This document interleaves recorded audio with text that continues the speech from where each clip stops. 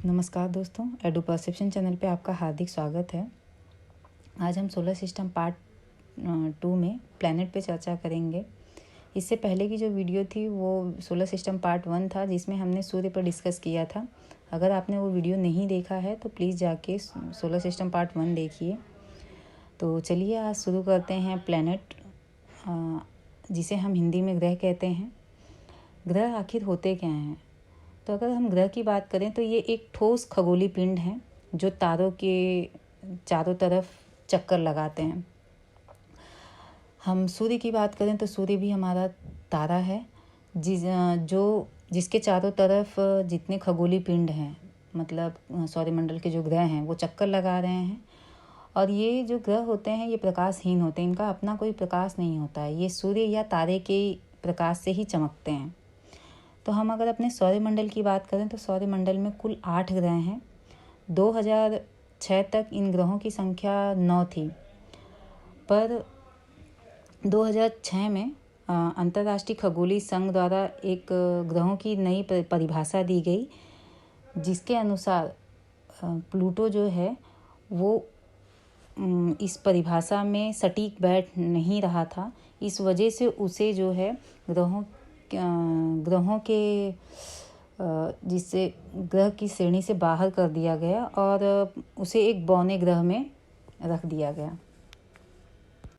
अब हमारे पास 8 ग्रह हैं, जिसमें पहला ग्रह है बुध, जिसे हम इंग्लिश में मरकरी कहते हैं।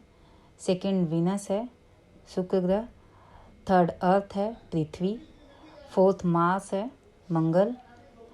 फिफ्थ जुपिटर है, जिसे हम बृहस्पति या गुरु के नाम से भी जानते हैं।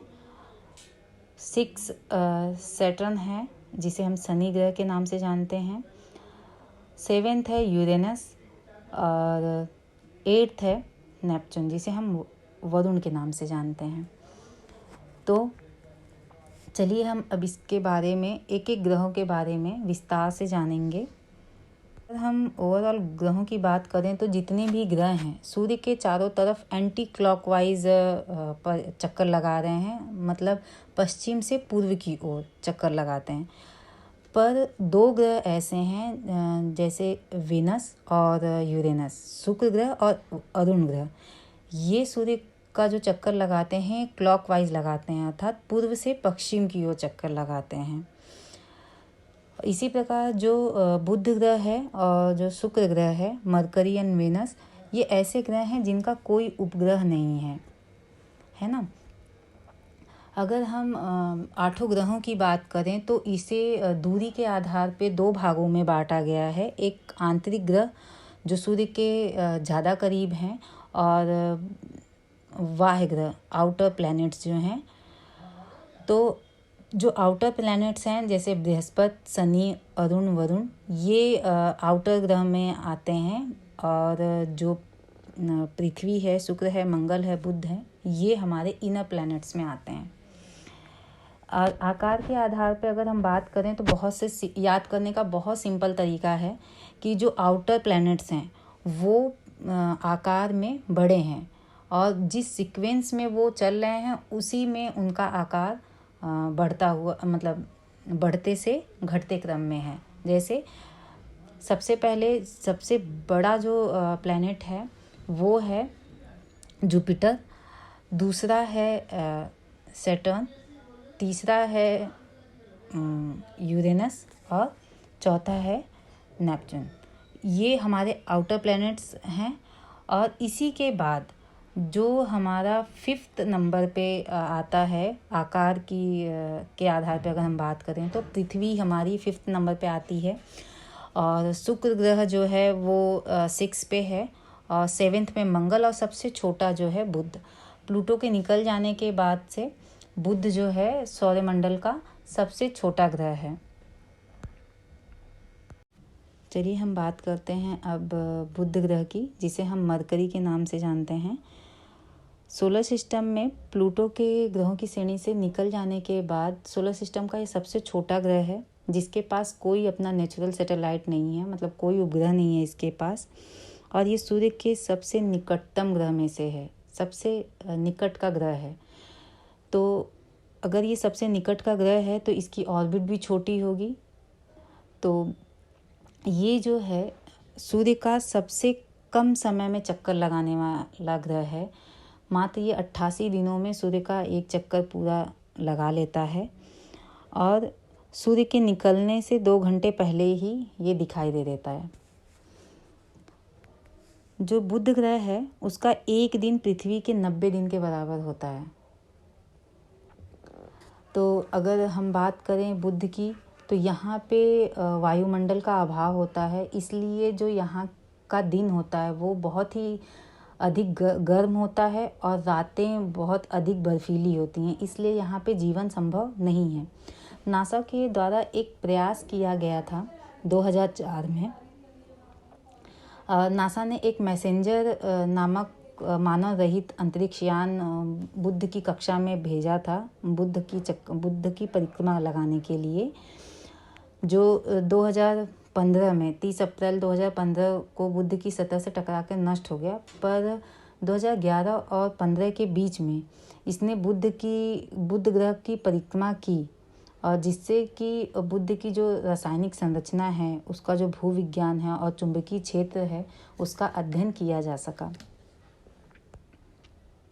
बुध के सबसे पास से गुजरने वाले जो अंतरिक्ष यान थे, उनके द्वारा कुछ चित्र लिए गए, जिससे चंद्रमा ये पता चला कि चंद्रमा के ही तरह इसकी भी सतह पे पर्वत, क्रेटर और मैदान हैं, है ना। तो जो बुध है, जैसा आप उसमें स्क्रीन पे देख भी रहे होंगे, यहाँ पे सारे उसका संभव नहीं था जो अंतरिक्ष यान है उनके बारे में बताना, तो मैंने एक के ही बारे में यहाँ पे आपको बताया है, जो हाल ही में नासा के द्वारा भेजा गया था। अब हम बात करते हैं अपने दूसरे ग्रह की, वेनस की। शुक्र ग्रह की बात करें, जिसे हम वेनस के नाम से जानते हैं, यह जो है पृथ्वी का सबसे निकटतम और सूर्य से दूरी के आधार पे दूसरा ग्रह है। यह पूरी तरह से बादलों से घिरा हुआ ग्रह है और ये सूर्य का चक्कर लगभग 225 दिनों में लगाता है। और इसके पास भी बुध के समान कोई अपना नेचुरल सैटेलाइट नहीं है, कोई उपग्रह नहीं है। और आकार और द्रव्यमान की अगर बात करें तो ये पृथ्वी की ही तरह है, इसलिए इसे पृथ्वी की जुड़वा बहन या भागिनी ग्रह भी कहा जाता है। और अगर हम बात करें मतलब पृथ्वी से शुक्र ग्रह के दिखने की, तो यह पृथ्वी से सूर्य और चंद्रमा के बाद सबसे चमकीला दिखाई देने वाला ग्रह है, इसीलिए ये सोलर सिस्टम का सबसे चमकीला और गर्म ग्रह कहा जाता है।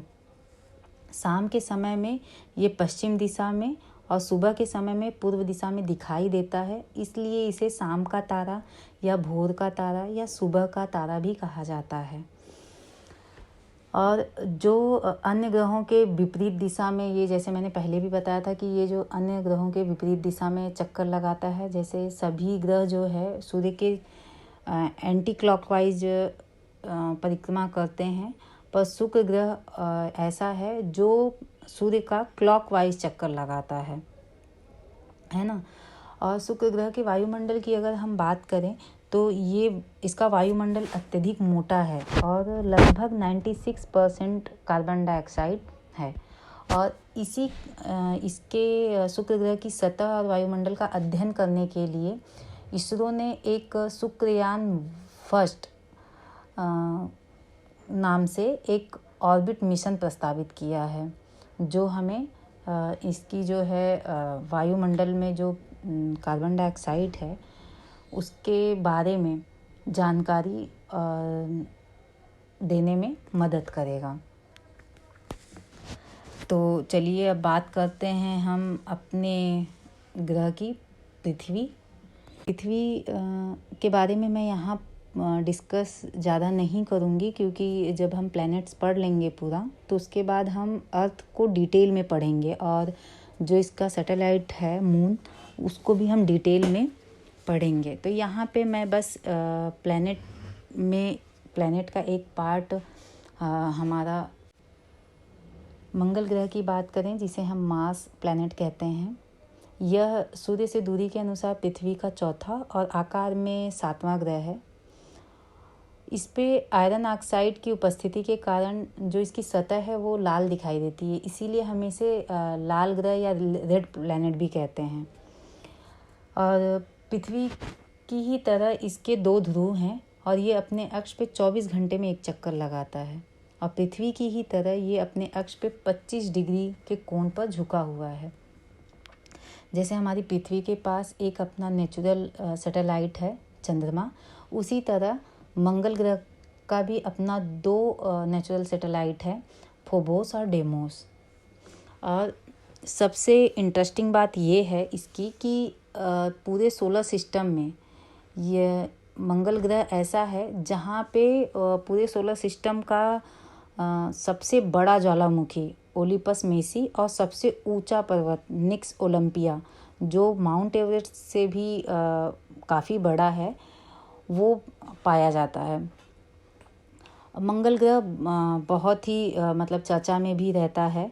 अभी एक हाल ही में मूवी आई थी ये मंगल मिशन करके, वो बेसिकली जो हमारा मार्स ऑर्बिट मिशन था भारत का, मॉम के नाम से जो ज़्यादा फेमस था मंगलयान, वो उस पे आधारित थी। तो जो इसरो है वो 5 नवंबर 2013 को इसने एक मंगलयान लॉन्च किया था।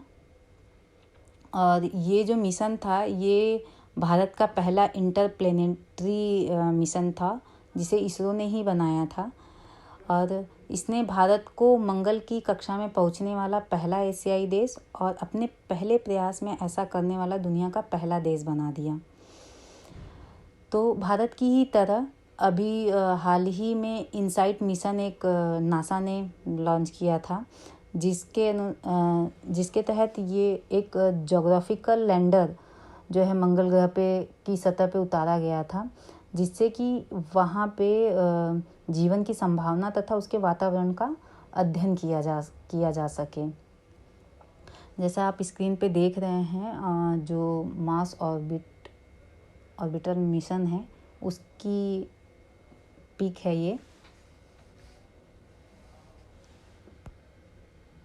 ऐसे ही बहुत सारे देश हैं जो बहुत मतलब मंगल ग्रह के बारे में जानकारी इकट्ठा करने के लिए मिशन लॉन्च करते रहते हैं। जैसे एक मार्स 2020 मिशन है, तियावेन फर्स्ट मिशन है, होप मिशन है, ये सब मंगल ग्रह से जुड़े हुए मिशन हैं। तो आज हम मंगल ग्रह तक ही पढ़ेंगे अपने सोलर सिस्टम पार्ट 2 में। हम सोलर सिस्टम पार्ट 3 में हम बाकी के जो आउटर प्लैनेट्स हैं उसके बारे में पढ़ेंगे। और आई होप कि आप लोगों को ये वीडियो अच्छी लगी होगी। Thank you. अगर आपने अभी तक चैनल को सब्सक्राइब नहीं किया है तो प्लीज़ सब्सक्राइब कीजिए, लाइक कीजिए और इसे शेयर कीजिए। और हमें आप लोगों के ही इसी प्यार से प्रोत्साहन मिलता है, तो एनर्जी आती है। आप प्लीज़ हमें सपोर्ट करिए। और बीच में अभी वीडियो जो है बहुत बीच में गैप होने लगा था, तो अब हम मतलब ऐसा सिस्टम करने जा रहे हैं कि जिससे वीडियो में ज़्यादा गैप ना हो और आपको वीक में 3 से 4 वीडियो जो है मिल जाए। और सोलर सिस्टम पे बेसिकली मतलब ज्योग्राफी पे आपको 2 वीडियो कम से कम वीक में मिले, ये मैं पूरी कोशिश करूँगी। और न्यू ईयर से आपको रेगुलर हर वीक में वीडियो मिलेंगी। Thank you.